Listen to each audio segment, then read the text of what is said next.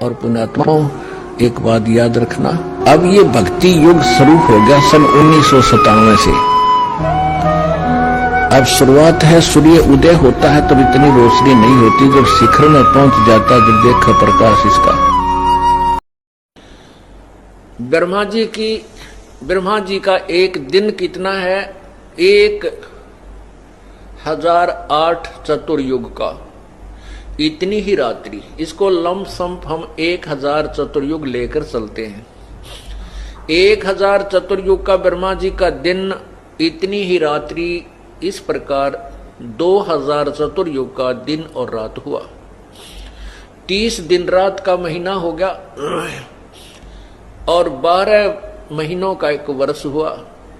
ब्रह्मा जी की 100 वर्ष की आयु है। ओहो तरह की, बताओ, 1008 चतुर्युग। एक चतुर्युग में सतयुग, त्रेता, द्वापर और कलयुग, इनकी 43,20,000 वर्ष इनका समय है, पीरियड है, एज है एक चतुर्युग की। ओए होए, और फिर 1008 चतुर्युग का दिन, फिर इतनी रात है, और फिर 30 दिन का रात का महीना।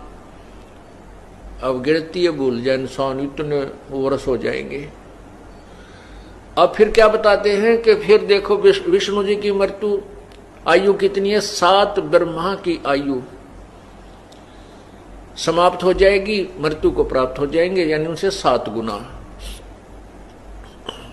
और विष्णु जी से 7 गुना शिव जी की, शंकर भगवान की, जो काल भगवान का तृतीय पुत्र है, तीसरे नंबर का जो तमोगुण है, तमोगुण प्रद जिसको कहते हैं सतयुग विष्णु जी, सतगुण विष्णु जी, रजगुण ब्रह्मा जी और तमगुण शिव जी, ये 3 पुत्र हैं ज्योति निरंजन काल के।